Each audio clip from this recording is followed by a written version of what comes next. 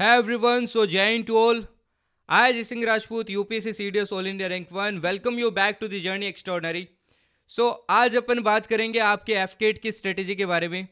Now see एक चीज़ बताता हूँ, मोस्ट ऑफ द आपके एफकेट एस्पिरेंट्स होते हैं, लगभग आपके 70 to 80% एस्पिरेंट्स ये इसलिए एफकेट क्लियर नहीं कर पाते हैं बिकॉज इनको राइट गाइडेंस नहीं मिलती है. ये सही गाइडेंस में आपके पढ़ाई नहीं करते हैं. और अगर गाइडेंस ही गलत होती है, वो बच्चा चाहे फिर कितना भी पढ़ ले, बहुत कम चांस होता है कि वो पेपर निकाल लेगा. क्योंकि देखो एफकेट की अगर मैं बात करूँ तो एफकेट आपके जो बाकी एग्जाम्स है जैसे कि एसएससी हो गया, आपकी आपके सीडीएस हो गया, इनसे थोड़ा अलग है. कुछ पर्सपेक्टिव्स में तो एकदम ही अलग है. तो उन्हीं चीज़ों के बारे में बात करेंगे. एंड यू नो अपना हर साल स्ट्रेटेजी वीडियो आता है, मतलब हर साइकिल के लिए आता है. एंड इस पर भी अपन मास्टर स्ट्रेटेजी के बारे में बात करेंगे. हर एक चीज़ के बारे में एकदम माइन्यूटली अपन बात करेंगे. Even if you are fresher, आपको कुछ नहीं पता है एफकेट के बारे में, तो भी आपको ऐसे मान लो कि ये वीडियो ना वन एंड सॉल्यूशन है. ये कोई वैसा वीडियो नहीं है भाई कि एफकेट में क्या पर्क्स मिलती है, क्या मिलता है क्या नहीं मिलता है, वो वाली वीडियो नहीं है. इसमें अपन ये बात करेंगे कि पेपर कैसे निकालना है भाई. अपने पास देखो कुछ महीने, मोस्ट प्रोबेबली आपका एग्ज़ाम होगा जुलाई के या तो एंड में कम चांस है. अगस्त के फर्स्ट वीक में आपका एग्ज़ाम होगा. फर्स्ट वीक मान के चलो आपका पेपर होगा ही होगा, क्योंकि जिस हिसाब से आपके साइकिल में चेंजेस हुए हैं उस हिसाब से अगस्त के फर्स्ट वीक में आपका पेपर होगा. नाउ इस वीडियो के अंदर अपन किस किस चीज़ के बारे में बात करेंगे. सबसे पहले देखो अपन न्यू पैटर्न के बारे में बात करेंगे. इस बार आपने देखा होगा पैटर्न चेंज हो गया. हालांकि सिलेबस तो चेंज आपको पता ही है, पिछली बार बता ही दिया था, बट पैटर्न में भी काफ़ी सारी चेंजेस हुए हैं. मतलब किस टाइप के आपके क्वेश्चंस पूछे जा रहे हैं उसमें भी थोड़ा चेंजेस हुए हैं, उनकी मैं बात करूंगा, इन डिटेल बात करूंगा. अपन जीरो टू एडवांस हर चीज़ के बारे में बात करेंगे, चाहे बुक्स फॉलो करनी हो, चाहे आपके मैथ्स में इस बार कौन से सेक्शन से कितने क्वेश्चंस आए थे, वेटेज क्या थी, कहाँ पे फोकस करने की ज़रूरत है, अभी आप क्या एक्सपेक्ट कर सकते हो नेक्स्ट पेपर में, और क्या फ्री सोर्सेज जो अपने को फॉलो करनी है, जो अपना वाईटी बैच होता है उसके बारे में भी अपन बात करेंगे, क्या मैं नया इस बार लेके आने वाला हूँ, एंड क्या क्या आपको फॉलो करना है. हर एक चीज़ के बारे में बात करेंगे कि आप सेल्फ स्टडी से आप कैसे प्रिपेयर कर सकते हो. और जितने भी अपने बैच वाले स्टूडेंट हैं उनको तो ये वीडियो देखनी है. जो वुल्फ पैक वाले आपके बैच के स्टूडेंट हैं उनको तो ये देखनी है. मैं परसों ही आपसे क्लास में सब कुछ पूछूंगा, ठीक है ना. ओके, क्योंकि देखो इसी वीडियो के बेसिस पे अपन मंडे को क्लास के अंदर बातें करेंगे कि अभी आपका अपने बैच के अकॉर्डिंग जो गाइडेंस प्रोग्राम चलेगा उसके हिसाब से कैसी चीज़ें अप्लाई करनी है. तो ये सभी के लिए, सभी को देखनी है भाई, एकदम ध्यान से देखना. एक चीज़ बता देता हूँ, वीडियो पहले ही की लेंथी होगा, बिकॉज वोट आई थिंक कि इतना लेंथी वीडियो वही बच्चा देखेगा भाई जो सीरियस होगा. Now see let me tell you, यहीं पे देखो 50% आपका कंपटीशन खत्म हो जाता है, बिकॉज यहाँ पे 50% एस्पिरेंट्स ऐसे होते हैं जिनको चाहिए शॉर्टकट. जिनको चाहिए भाई क्या, शॉर्टकट चाहिए. शॉर्टकट जिनको चाहिए आपके 10 से 15 मिनट में स्ट्रेटेजी, 10 से 15 मिनट में स्ट्रेटेजी मिल जाए एकदम, मतलब कंप्लीट स्ट्रेटेजी चाहिए आपके एक पूरी साइकिल की, और वो चाहते हैं कि इसी से क्या कर ले, आपके पेपर क्लियर कर ले, ठीक है ना. ओके, तो अगर भाई शॉर्टकट वाली स्ट्रेटेजी चाहिए तो आपको अभी यूट्यूब के ऊपर जाओ, आप सर्च करोगे आपको बहुत सारी मिल जाएगी, आप उनमें से देख सकते हो. बिकॉज वॉट आई थिंक कि मेरी ये स्ट्रेटेजी वीडियो देखेगा एंड उसके बाद में वो बच्चा, डेफिनेट सी बात है कि भाई चीज़ें आगे फॉलो करेगा. क्योंकि अगर वो इतना टाइम दे रहा है, उसको लगता है कि 30-40 मिनट में मेरा सब कुछ क्लियर हो रहा है, मेरे को एकदम प्रॉपर गाइडेंस चाहिए. हर एक चीज़ को माइन्यूटली समझने के लिए देखो टाइम लगता है, क्योंकि मैं हर एक चीज़ माइन्यूटली बात करने वाला हूँ, चाहे मैथ्स हो, रीजनिंग हो, इंग्लिश हो, जीएस हो, हर एक चीज़ के बारे में. क्योंकि देखो मैं कोई चीज़ बताता हूँ ना, एकदम दिल से बताता हूँ कि भाई कौन सी चीज़ कैसी है, कौन सी चीज़ कैसी नहीं है, क्या चेंजेस हुए हैं. तो उसके हिसाब से देखो वीडियो तो लेंथ ही जाने वाला है, ठीक है ना. ओके, एंड इसी कारण देखो अपना जो ट्रेजेक्ट्री है, जो रिटर्न क्लियर करने का, वो आपके बढ़ता ही गया है. पिछली बार याद करो अपने समथिंग अराउंड 350 प्लस बच्चों ने क्लियर किया था, इस बार आपके 450 प्लस, लगभग 500 प्लस थे, बट अपना मान के चलो कि 450 प्लस तो किया ही किया है, ठीक है ना. ओके, एंड लिटरली बहुत अच्छा फील होता है यार जब इतने बच्चे मतलब पेपर क्लियर करते हैं. ये वाईटी और बैच दोनों को मिला के थे, तो बहुत अच्छा लगता है. एंड इस बार ऐसे ऐसे मतलब कमेंट्स थे मैथ्स आपके बैच के बारे में जो वाईटी के ऊपर भी पढ़ाया था, इवन रीजनिंग जो आपको पढ़ाई थी, आपको चाहे जी के जो मैंने पढ़ाया था आपको वाईटी के ऊपर, तो वो बहुत अच्छी लगती है चीज़ें. एंड दैट मोटिवेट्स मी कि मैं और ज़्यादा उसके लिए हार्ड वर्क करूँ, ठीक है. अब बिना कोई टाइम वेस्ट के चलो स्टार्ट करते हैं. सबसे पहले देखो एक क्वेश्चन आता है माइंड के अंदर कि क्या ये वीडियो मेरे लिए है. सबसे पहले अपने आप से क्वेश्चन मार्क पूछो, ठीक है ना. आई विल सजेस्ट कि सभी लोग ना इसके भी नोट्स बनाना भाई, नोट डाउन करो कि मेरे को क्या क्या फॉलो करना है अगले जितने भी मंथ्स है. देखो आपके पास मंथ्स कितने हैं, पहले सबसे पहले ये काउंट करो. आपके पास है अप्रैल, ये मार्च तो लगभग गया, देखो 10 ही दिन बचे हैं, ठीक है. आपके पास है अप्रैल, अप्रैल के बाद में क्या है, मई, मई के बाद में क्या है, जून, जून के बाद में क्या आपके पास, जुलाई। 4 मंथ्स आपके पास, 4 महीने। 4 महीने से लास्ट वाला महीना है, इसके 15 डेज कट कर दो, या फिर पूरा मंथ भी कट कर सकते हो। ऐसे मान के चलो आपके पास 3 महीने है सिलेबस वगैरह कवर करने के लिए, क्योंकि वो लास्ट वाला महीना तो आपके रिवीजन में आपको क्या करना है, कहीं ना कहीं यूज़ करना है, ठीक है। अब 3 टाइप के एस्पिरेंट हो सकते हैं। या तो आप देखो बिगनर है, बिगनर है तो ये वीडियो आपके लिए, डेफिनेटली आपके लिए। आपको ये बस एक स्ट्रेटेजी फॉलो करनी है, कुछ और फॉलो करने की जरूरत नहीं है। बाकी जितना मैं मटेरियल वगैरह बताता हूँ आपको वो फॉलो करना है, मेरी क्लासेस फॉलो करनी है, जो भी मैं बताता हूँ सारी चीज़ें फ्री बताऊंगा। ऐसा नहीं है मैं कुछ आपको पेड बताने वाला हूँ, सारी चीज़ें फ्री की बात करने वाले हैं अपन, ठीक है। अगर आप रिपीटर हो तो देखो, रिपीटर होने का रीज़न क्या होता है भाई। एक तो होता है जिसने पेपर क्लियर कर रखा है। देखो पेपर जिसने क्लियर कर रखा है ना, अभी वाला क्लियर कर लिया, उनको मैं सजेस्ट करूंगा सेटिस्फाई मत हो, और ज़्यादा हाई स्कोर करो यार। क्योंकि कभी कभी देखो लक भी क्या करता है, साथ नहीं देता। अगले पेपर में हो सकता है आप ऑलरेडी इसमें सिर्फ 5-10 नंबर से पेपर पास किए और अगला पेपर पास ना हो, वो ओवर कॉन्फिडेंस के चक्कर में हो जाता है। तो स्कोर बढ़ाओ, जितना स्कोर बढ़ाओगे उतना मेरिट वाला भी इशू नहीं रहेगा। या फिर दूसरे हो सकते हैं जिसने क्लियर नहीं किया, नॉट क्लियर, नॉट क्लियर। अगर क्लियर नहीं किया है तो भी देखो यार, इस स्ट्रेटेजी को आपको फॉलो करना है, स्ट्रेटेजी को चेंज करने की जरूरत है आपको, तभी आपने पेपर आप क्लियर नहीं कर पाए। तीसरा देखो, जो सबसे बड़ा फैक्टर होता है नॉन मैथ्स बैकग्राउंड, ये वाले बच्चे बहुत लेक करते हैं एफकेट के अंदर। सी मैं जब से पढ़ाना स्टार्ट किया ना, आई हैव सीन, उससे पहले जो एस्पिरेंट्स थे एफकेट के, मतलब उनको मैथ्स का बहुत फियर था। जो मेरे से पढ़े मैं उनकी बात कर रहा हूँ, ठीक है ना। अपना प्लेटफॉर्म यार वैसे भी बहुत छोटा है, काफ़ी बड़े बड़े प्लेटफॉर्म है उनके, तो उनके आगे तो अपन कुछ भी नहीं है, बड़ी बड़ी कोचिंग्स अभी, ठीक है, डिफेंस के मामले में तो मेरे पास जितने बच्चे पढ़ते हैं, चाहे यार अब 100 पढ़ने हैं, 200 पढ़ने हैं, वाइट वगैरह सबके मिला के, वो जितने भी बच्चे पढ़ने आते हैं ना, मैं उनको पहली चीज़, इवन मेरे बैच के अंदर भी स्टूडेंट आता है, उसको मैं पहली चीज़ यही बोलता हूँ कि भाई मैथ्स करना ही करना है, इसके बिना पेपर नहीं होगा। आई हैव सीन, जब मैंने पढ़ाना स्टार्ट किया था उस टाइम ऐसा सीन था कि कोई मतलब मैथ्स पे फोकस ही नहीं करता था, सिर्फ एक वन शॉट करवा देते थे मैथ्स का। एंड उसके अलावा सभी की वैसे तो वन शॉट ही आती थी, एंड उसके बेसिस पे कुछ बच्चों का पेपर निकल जाता था और कुछ का नहीं निकलता था। जो नॉन मैथ्स बैकग्राउंड थे वो तो बहुत ज़्यादा स्ट्रगल करते थे। एंड आई फील प्राउड कि इस चीज़ को मैंने कहीं ना कहीं इंप्लीमेंट किया। एंड आज मैं आप लोगों को भी यही बोलूँगा, अगर आप मेरे स्टूडेंट हो, आप मेरी स्ट्रेटेजी फॉलो कर रहे हो, आप मेरे सोर्सेज फॉलो कर रहे हो, आपको मैथ्स का डर निकालना पड़ेगा और मैं हेल्प करूंगा इस चीज़ में। आपको मैं मल्टीपल कमेंट्स स्क्रीनशॉट दिखा सकता हूँ जिसमें इस बार बच्चों ने ऐसा लिखा है। इवन यार जो बच्चे क्लियर किए इस बार कमेंट में आप खुद लिख देना प्लीज़, ये आप लोगों से मेरी एक रिक्वेस्ट है, ताकि बाकी बच्चों को पता चले यार, ठीक है ना, उनका भी भला हो जाए। क्योंकि एक ट्रस्ट फैक्टर होता है ना सबसे बड़ा। जिन जिनका मेरे कारण मैथ्स इंप्रूव हुआ है और जिनका पेपर निकला इस बार, प्लीज़ कमेंट के अंदर ज़रूर बताना, ताकि उनको पता चले कि, और अपना ये भी बताना कि मेरा मैथ्स पहले कैसा था, आपका मैथ्स पहले कैसा था और अभी कैसा है, ठीक है ना। एफकेट में मैंने पढ़ा है उसमें से कितना आया कितना नहीं आया, ये जरूर प्लीज़ एटलीस्ट मैथ्स के बारे में तो बताना, ताकि उनको पता चले मैंने वाई टी पे क्या पढ़ाया था, मैथ्स में क्या नहीं पढ़ाया था। तो यार मैथ्स का डर मैं निकाल दूंगा, मैथ्स में आपको ऐसा बना दूंगा, जो 20 क्वेश्चन आते हैं ना, इस बार तो काफ़ी सारे ऐसे बच्चे थे 18, 19, इवन 20 भी करके आए थे, बिकॉज क्वेश्चन डिट्टो छपे थे भाई, सिर्फ वैल्यूज़ आपकी चेंज थी। मैंने विथ प्रूफ भी दिखाया, ऐसा नहीं है हवा में बोल रहा हूँ, आप चाहो तो प्रूफ वाला वीडियो भी देख सकते हो। Okay fine. बैच कुछ क्वेश्चंस आपके हालांकि बैच से थे, बट मोस्टली मैंने सारे कंसेप्ट आपकी यूट्यूब पे पढ़ाए थे, ठीक है। Now importance of right guidance, I told you यार, गाइडेंस बहुत इंपॉर्टेंट है, गाइडेंस बहुत इंपॉर्टेंट है, वरना पाकिस्तान जैसा हाल हो जाएगा। पाकिस्तान आज के टाइम पे देखो ऐसा हाल क्यों है, उनके पास खाने को पैसा नहीं है, ऐसी ऐसी सिचुएशन है। उसका एक सिंपल सा रीज़न है भाई, क्या रीज़न है, कि उनके पास गाइड करने वाला कोई नहीं है। कभी तो उनको मिलिट्री वाले कंट्रोल करना स्टार्ट कर देते हैं, कभी कोई कंट्रोल करना स्टार्ट कर देता है, तो जब प्रॉपर गाइडेंस नहीं होती तब यही हालत होती है। तो गाइडेंस होना बहुत ज़रूरी है। इवन पढ़ाई से भी ज़्यादा आप कितने घंटे पढ़ते हो वो इंपॉर्टेंट नहीं है, गाइडेंस इंपॉर्टेंट है। जैसे मैं एक एग्जाम्पल देता हूँ आपको, ठीक है।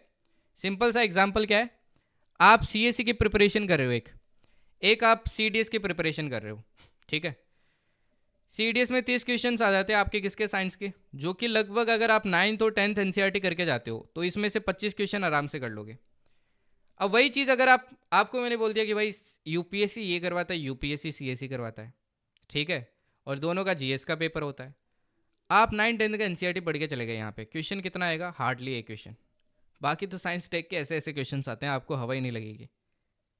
तो यहाँ पे ये अगर आपको पहले से पता ही नहीं है तो आप फिर क्या ही पढ़ रहे हो। इसलिए गाइडेंस इंपॉर्टेंट है ना, क्या चीज़ पढ़नी है क्या नहीं पढ़नी है, कौन से एग्जाम के लिए क्या पढ़ना है। So guidance is very very important.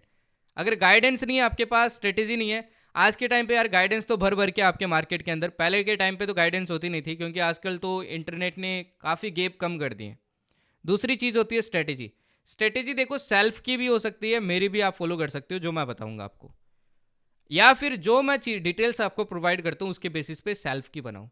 ठीक है, अब देखो अपन कवर क्या करेंगे, सबसे पहले टेबल ऑफ कंटेंट देखेंगे, उसके बाद में ये सारी चीज़ें अपन कवर करेंगे, हर एक सब्जेक्ट को इन डिटेल बात करेंगे, चाहे मैथ्स हो चाहे आपका रीजनिंग हो, इस बार किससे कितने क्वेश्चंस आए थे, हर एक चीज़ को अपन इन डिटेल बात करेंगे। ठीक है ना, क्या क्या आपको फॉलो करना है, क्या टारगेट होना चाहिए, ए टू जेड चीज़, क्या क्या सोर्सेज फॉलो करने हैं फ्री में, सब चीज़ों के बारे में बात करेंगे। नाउ सबसे पहले टेबल ऑफ कंटेंट देख लेते हैं, किस किस चीज़ की बात करेंगे।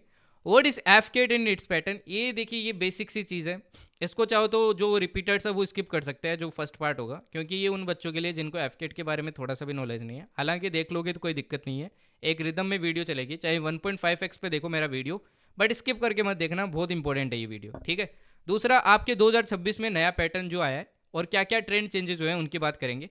तीसरा अपन in detail subject wise weightage वगैरह देखेंगे, इस बार क्या वेटेज रहा आपके, किस पे फोकस करना है, क्या एक्सपेक्ट कर सकते हो। चौथा अपन बात करेंगे प्रिपेयर करना कैसे कैसे करना है अब इस नए आपके पैटर्न के लिए, क्या बुक्स वगैरह आपको फॉलो करनी है, वही बुक्स सिर्फ आपको फॉलो करनी है, कुछ एक्स्ट्रा फॉलो करने की जरूरत नहीं है। कट ऑफ ट्रेंड क्या है और आपका टारगेट स्कोर क्या होना चाहिए। ठीक है, फ्री सोर्सेज आपको क्लासेज वगैरह में क्या फॉलो करना है वो भी मैं बताऊंगा, वन स्टॉप सॉल्यूशन, उसके अलावा कुछ देखने की जरूरत नहीं है, उसी से पेपर निकल जाएगा। न्यू थिंग्स टू स्टार्ट, में क्या नई चीज़ें आपके लिए करूंगा अभी, एंड मिस्टेक्स टू अवॉइड। ठीक है, क्या क्या गलती आपको नहीं करनी है, and at the end right guidance plus material advance, आपके ऐसे समझ लो कि थोड़े एक्स्ट्रा टिप्स वगैरह उनकी बात करेंगे। ठीक है, बाकी जो और इधर उधर की चीज़ होगी वो अपन बात करेंगे। तो हर एक चीज़ को ध्यान से देखना, ठीक है, हर एक आपका फैक्टर इंपॉर्टेंट है। सबसे पहले देखो एफकेट के बारे में बात करते हैं। एफकेट आप सभी को पता है भाई क्या होता है, व्हाट इज एफकेट। एफकेट से आप क्या बन सकते हो भाई, ऑफिसर बन सकते हो, वो भी कौन से, गेजेटेड ए ऑफिसर बन सकते हो। ठीक है, गेजेटेड ए ऑफिसर बन सकते हो। ठीक है, ग्रुप ए के आप क्या बन सकते हो, ऑफिसर बन सकते हो। नाउ देखिए एफकेट में आपके सबसे पहले आपको टोटल देखो, टोटल 4 स्टेजेस से गुजरना पड़ता है एकेडमी में पहुंचने से पहले। कौन से वो 4 स्टेजेस, सबसे पहले देखो आपका रिटर्न होता है। ठीक है, रिटर्न के बाद में क्या होता है आपका एएफएसबी इंटरव्यू होता है, जो कि 5 डेज का होता है आपके एयरफोर्स सिलेक्शन बोर्ड में। इसके बाद में क्या होता है आपके मेडिकल्स होता है। अगर देखो आप फ्लाइंग के लिए जा रहे हो तो एक और टेस्ट होता है सीपीएसएस, इन केस अगर आप फ्लाइंग के लिए जा रहे हो, अगर आपको ये फाइटर उड़ाना है भाई, ये वाला कॉकपिट वाला अगर आपको सीन देखना है तो। इसके बाद में फाइनली लास्ट स्टेज, उसको स्टेज नहीं बोलेंगे, स्टेज बोल भी सकते हो नहीं भी बोलो कोई फर्क नहीं पड़ता है। फाइनल स्टेज होता है आपका क्या, मेरिट लिस्ट।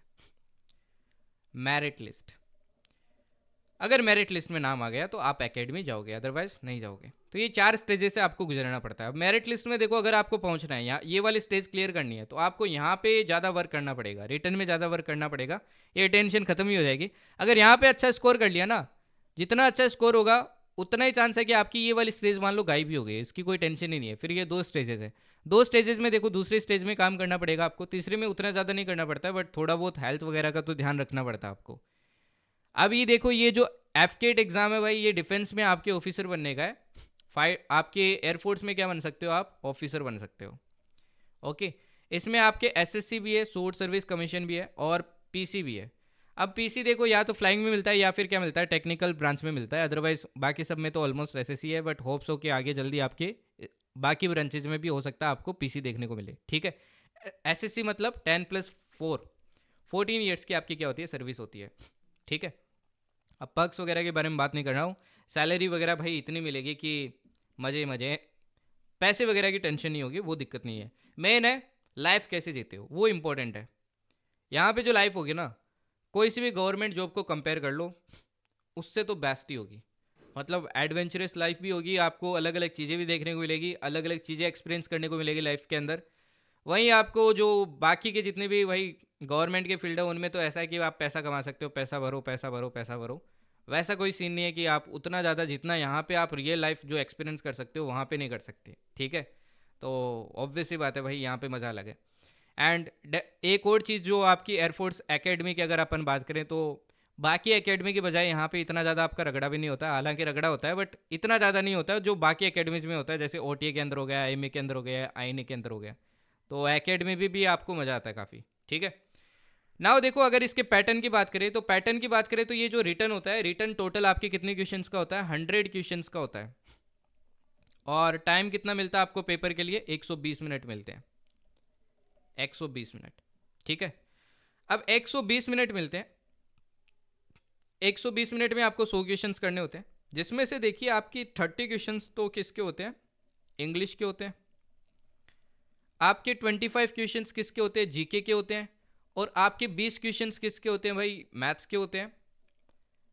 एंड बाकी के जो आपके 25 क्वेश्चन होते हैं वो आपके रीजनिंग के होते हैं। तो टोटल 4 सेक्शंस होते हैं, टोटल 100 क्वेश्चंस होते हैं। टाइम बाउंड सेक्शन नहीं होता है, मतलब टोटल 120 मिनट है, कोई सा भी सेक्शन करो आप, क्वेश्चन आपको अटेम्प्ट करने हैं। ठीक है, तो 100 क्वेश्चंस होते हैं और आपको 120 मिनट मिलते हैं, इसके अंदर आपको अटेम्प्ट करना पड़ता है। ठीक है, ये आपका पैटर्न होता है। अभी अपन ट्रेंड की बात करते हैं कि क्या क्या नए चेंजेस वगैरह आए थे अभी वाले में। नाउ देखो, सबसे पहला जो इंपॉर्टेंट चेंज है, आपको पता है पिछले अटेम्प्ट से आपका एक तो सबसे पहली चीज़ वेंडर चेंज हो चुका है।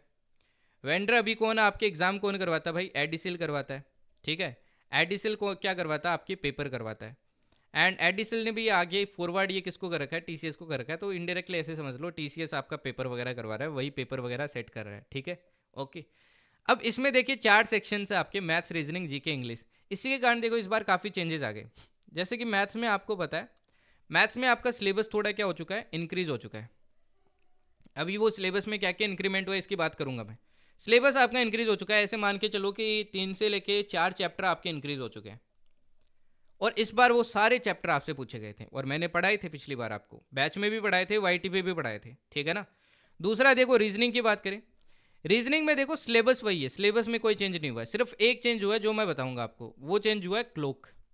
क्लोक आपका इंक्लूड हो गया। अब देखो पहले मैथ्स में आता था, मैथ्स से हटके कहाँ आ गया? रीजनिंग में आ गया। ठीक है, ये भी मैंने पढ़ाया था, बैच में पढ़ाया था आपको। और इवन मैंने वाईटी पे भी बोला था भाई क्लोक तो करके जाना है रीजनिंग के लिए। ठीक है, एंड इसके सिलेबस की बात करूँ तो सिलेबस में एज आई साइड चेंजेस नहीं हुआ है, इसको थोड़ा लेंथी बनाया गया है। लेंथी इन द सेंस कि आपको थोड़ा सोचना पड़े, सोल्व करने में आपको थोड़ी डिफिकल्टी होता है, ऐसे समझ लो डिफिकल्टी इसकी बढ़ाई गई है। एंड क्वेश्चन की लेंथ भी बढ़ाई गई है, मतलब थोड़ी सी स्लाइटली डिफिकल्टी इंक्रीज की है, लेंथ ही ज़्यादा बनाने की कोशिश की है। जैसे स्टेटमेंट वगैरह में क्वेश्चन देना, फर्स्ट स्टेटमेंट, सेकंड स्टेटमेंट, ऐसे देके आपको फंसाने की कोशिश की है। तो रीजनिंग में ये चेंजेस देखने को मिले। पहले डायरेक्ट क्वेश्चन आता था, अभी डायरेक्ट क्वेश्चन नहीं पूछ रहे, मतलब आपका टाइम कंज्यूम होना चाहिए, ऐसा आपको बनाया रीजनिंग को। तीसरा देखिए, जीके की बात करूँ, जीके में भी देखो, जीके में भी बहुत मतलब पैटर्न चेंज देखने को मिला है। पहले क्या सीन होता था, 2 क्वेश्चन जैसे कि आपके जियोग्राफी से आ गए, 2 क्वेश्चन आपके पॉलिटी से आ जाते थे, 2 क्वेश्चन आपके किससे आ जाते थे? हिस्ट्री वगैरह से आ जाते थे, 2-3 क्वेश्चन आपके किससे आ जाते थे? साइंस से आ जाते थे। इसके अलावा 4-5 क्वेश्चन आपके डिफेंस से आ जाते थे, 1-2 क्वेश्चन आपके स्पोर्ट्स से आ जाते थे, है ना। ऐसे करके आपके 1-2 क्वेश्चन आपके इकोनॉमिक्स से आ जाते थे, ऐसे क्वेश्चन आते थे टोटल मिला के, और बाकी करंट वगैरह मिला के आपके 25 क्वेश्चन आते थे। अभी इन लोगों ने पूरा पैटर्न चेंज कर दिया, इस बार करंट अफेयर्स भर भर के पूछा था। लाइक जैसे कि हिस्ट्री हो गया, एक ही क्वेश्चन पूछा, पॉलिटी से एक ही क्वेश्चन पूछा, इकोनॉमिक्स से एक ही क्वेश्चन पूछा। तो मतलब यहाँ पे ये जो एनसीईआरटी वाला फैक्टर था इसको काफ़ी कम कर दिया, और करंट अफेयर्स भर भर के पूछा था। तो करंट अफेयर्स पे काफ़ी ज़्यादा फोकस किया जा रहा है, इन डिटेल अभी बात करेंगे। इंग्लिश की बात करें, इंग्लिश का देखो यार पैटर्न चेंज किया है, काफ़ी हद तक पैटर्न चेंज किया है। एक तो जैसे देखो फिलिप्स में काफ़ी पैटर्न चेंज किया इस बार आपके, फिलिप्स को काफ़ी चेंज किया। इसके अलावा देखो होमोनिम्स जो नया आपके सिलेबस में ऐड हुआ था, ट्रांसफॉर्मेशन ऑफ सेंटेंसेस, ये एक ऐसा टॉपिक था, सिर्फ मैं ही था जिसने आपके हर मॉक के अंदर ये क्वेश्चंस दिए थे, फर्स्ट मॉक से लेके, बाकी कोई नहीं दे रहा था, और ये एग्जाम में आए थे, ये एग्जाम में लिटरली आए थे। ठीक है ना, ओके। तो वो देखो, ये अगेन मैंने मॉक बनाए थे, आप सबको पता है मैंने मॉक कैसे बनाए थे। एंड मॉक के लिए भी काफ़ी बच्चों ने बोला कि सर आपके मॉक देखे गए। एंड इस बार देखो मैंने एक चैलेंज दिया था आपको मॉक स्टार्ट होने से पहले, जो 10 मैंने फ्री मॉक दिए थे आपको, उसके चैलेंज दिया था मैंने स्टार्ट होने से पहले कि भाई यहाँ पे जो स्कोर करोगे वही वहाँ पे आएगा। एंड मोस्टली स्टूडेंट्स का आपका जो ऑनेस्टी से पेपर दे रहे थे उनका स्कोर वही आया था, जैसा यहाँ आ रहा था वैसे ही वहाँ आया था, क्योंकि मैंने डिफिकल्टी इसकी हाई रखी थी, चाहे रीजनिंग हो चाहे इंग्लिश हो, क्योंकि मैंने बोला था भाई नया वेंडर है तो हो सकता है कुछ ना कुछ खेल करेगा। ठीक है ना। तो हार्मोनिम्स वगैरह हो गए, फिलप्स हो गए, वोकेब भी देखिए आपके थोड़े मतलब थोड़ा बहुत चेंजेस अपने को देखने को मिला। तो इन सब के बारे में इन डिटेल बात करेंगे। तो ये आपके देखो मेजर चेंजेस देखने को मिले अपने को पैटर्न के अंदर। ठीक है, अब मैं हर एक सब्जेक्ट के बारे में बात करता हूँ और देखते हैं कि कहाँ पे फोकस करना है अभी आपको। तो एक नोटबुक और पेन लेके बैठना, क्योंकि हर एक चीज़ आपको नोट डाउन करनी है। अभी तक देखो मैंने आपके गाइडेंस और स्ट्रेटेजी की बात नहीं की है, स्ट्रेटेजी इन द सेंस उसकी बात नहीं की है, गाइडेंस तो अपनी चल रही है कि क्या क्या आपको देखना है क्या क्या नहीं करना है, मैं आपको एनालाइज करवा रहा हूँ अभी एग्जाम में क्या है। बट इस चीज़ की बात नहीं की अभी तक कि किस पे फोकस करना है, कैसे प्रिपेयर करना है, उसकी अभी अपन बात करेंगे। पहले अपन समझ रहे हैं कि ट्रेंड आपका कैसा हो गया अभी, इसको समझना बहुत जरूरी है, क्योंकि जब तक ये माइंड में क्लियर नहीं है तो आप कुछ भी उठा के पढ़ोगे तो कोई मतलब नहीं है। जैसे मैं एक एग्जाम्पल देता हूँ, यहीं पे आपके क्लियर हो जाएगा। आपने मान लो एवरेज प्रिपेयर कर लिया, ठीक है। आपने टाइम एंड वर्क सपोज करो टीएसडी प्रिपेयर कर लिया, टीएसडी में 5 चैप्टर है। आपने एरिया एंड पैरामीटर कर लिया, काफ़ी लेंथी है, ठीक है। और आपने मान लो क्या कर लिया, 2-3 चैप्टर और कर लिए, और बोला सर इनसे जनरली ज़्यादा आता था। एक मान लो एक और चैप्टर कर लिया आपने, मान लो प्रोबेबिलिटी कर लिया, एक आपने ये कर लिया। बोलोगे सर ये इनफ है क्या? अब इनसे देखो इस बार क्वेश्चन कितने हैं, 1 2 3 4 5 6 7, 7 क्वेश्चन आए। और चैप्टर देखो कितने हो गए, 4 5 6 7 8, 8 चैप्टर में से सिर्फ आपके कितने क्वेश्चन आए, 7 क्वेश्चन आए। अब पहले सीन ऐसा था कि ये जो टीएसडी था, इस टीएसडी से पहले आपके 2 से 3 क्वेश्चन कंफर्म आते थे, हर बार फिक्स है ये। बट इस बार कितना आया, सिर्फ एक क्वेश्चन। पैटर्न चेंज देखने को मिला ना। ओके, हर बार एवरेज से एक क्वेश्चन तो कम से कम आता ही था, इस बार आया ही नहीं। ओके, और बात कर लेते हैं। एरिया पेरीमीटर से हर बार फिक्स है, 2 क्वेश्चन तो मिनिमम होते ही और 3 तक भी चले जाते थे, इस बार सिर्फ एक ही आया। तो ये पैटर्न समझना बहुत जरूरी है भाई, कि अभी अपने को किसको कितना टाइम देने की जरूरत है। ये तभी पता चलेगा ना कि अपने को पता है भाई कितने क्वेश्चंस पूछे जा रहे हैं, कितने नहीं पूछे जा रहे हैं। इसलिए ये चीज़ इतनी रिसर्च करके मैंने लिखी है, ठीक है। हालांकि देखो, आप रिक्वेस्ट करोगे अगर कमेंट्स में बोलोगे कि जो अपना पेपर था एफकेट का, उसका सॉल्यूशंस के साथ मैं आपको समझाऊं, जो पेपर था उसका मैं पूरा प्रॉपर आपको सॉल्यूशंस प्रोवाइड करूं, और उस पेपर के साथ में भी आपको और समझाऊं कि रीजनिंग में इस टाइप के क्वेश्चंस है, इस टाइप के क्वेश्चंस है, इनको ऐसे प्रिपेयर कर सकते हैं, ऐसे प्रिपेयर कर सकते हैं, तो लेट मी नो, ठीक है ना। उससे भी हो सकता है आपकी दिमाग की बत्ती चले। अब देखो इस बार कहाँ से कितने क्वेश्चन है। सबसे पहले आता है परसेंटेज। पता है पिछली बार परसेंटेज आपके एक शिफ्ट में 5-6 क्वेश्चन आ गए थे, एक शिफ्ट में। अदरवाइज 2-3 हर में आते हैं, इस बार सिर्फ एक ही क्वेश्चन पूछा। प्रॉफिट लॉस से देखो 2 क्वेश्चन, ये तो पहले भी आता था 2 क्वेश्चन। सीआई से देखो आपके एक क्वेश्चन आया। एसआई से देखिए बहुत कम क्वेश्चन पूछता है, ये सीआई और एसआई का आपके मिला के कंसेप्ट पूछा था, आई थिंक डिफरेंस पूछा था इन्होंने, जो कि एक नॉर्मल टॉपिक है, हर बार पूछते हैं। ओके, पार्टनरशिप से देखो एक क्वेश्चन आया था। अच्छा, रेशियो प्रोपोर्शन से क्वेश्चन नहीं आया था इस बार, यहाँ से क्वेश्चन पूछा ही नहीं था, नो क्वेश्चन। सिर्फ पार्टनरशिप से एक क्वेश्चन आया था। प्रोबेबिलिटी से एक क्वेश्चन आया था, इजी सा क्वेश्चन आया था, ठीक है। एवरेज से नो क्वेश्चन। मिक्सचर एलिगेशन से देखो 2 क्वेश्चन पूछ लिए, अदरवाइज इससे हमेशा एक ही क्वेश्चन आता है। टीएसडी से जनरली 2-3 आते थे, इस बार भी आपके देखो 2 क्वेश्चन आए। टीएसडी टाइम स्पीड डिस्टेंस, जिसमें मल्टीपल टॉपिक्स आ जाते हैं, जैसे ट्रेन हो गए आपके, बोट्स हो गए आपके, रेसेस हो गए। क्या लगता है ये सब पूछा है? नहीं, ये सब नहीं पूछा, जनरल क्वेश्चन पूछा आपसे, जो जनरल टॉपिक अपन कवर करते हैं वो क्वेश्चन पूछा आपसे, ठीक है ना।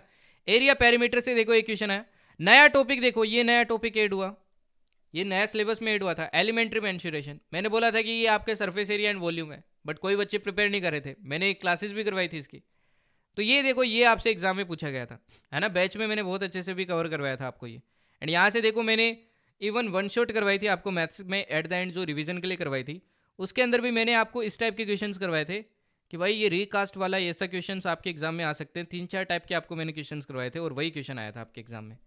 नंबर सिस्टम से देखो एक क्वेश्चन आया था आपके, ठीक है ना। अब ये नंबर सिस्टम से क्वेश्चन आया था, ऐसा नहीं है कोई स्पेसिफिक टॉपिक से पूछा, जैसे कि डिविजिबिलिटी रूल्स हो गया या फिर आपकी रिमाइंडर हो गया, ऐसा कुछ नहीं पूछा। इस टाइप का क्वेश्चन पूछा था जो कि आइडेंटिटी पे बेस्ड था, मतलब कहीं ना कहीं सिंप्लीफिकेशन का क्वेश्चन था, सिंप्लीफिकेशन का क्वेश्चन था। डेसिमल फ्रैक्शन से एक क्वेश्चन आया था, अगेन सिंप्लीफिकेशन का था, ये भी सिंप्लीफाई करो, ठीक है ना। एचसीएफ एलसीएम, मैंने बोला था इस बार बहुत हाई चांसेस इससे क्वेश्चन आएगा ही आएगा, और 2 क्वेश्चन आ गए थे एग्जाम में, और मैंने इन डिटेल आपको वाईटी पे भी कवर करवाया था ये। इसीलिए एकदम स्टार्टिंग में सबसे पहला ही चैप्टर मैंने ये पढ़ाया था, क्योंकि मेरे को लग रहा था इस बार वेंडर चेंज हुआ है, ये क्वेश्चन आएगा ही आएगा, ठीक है ना। ओके, और बाकी ये जितनी भी चीज़ें मैं बोल रहा हूँ कि ये आएगा ही आएगा, प्रेडिक्शन तो आपको पता ही है।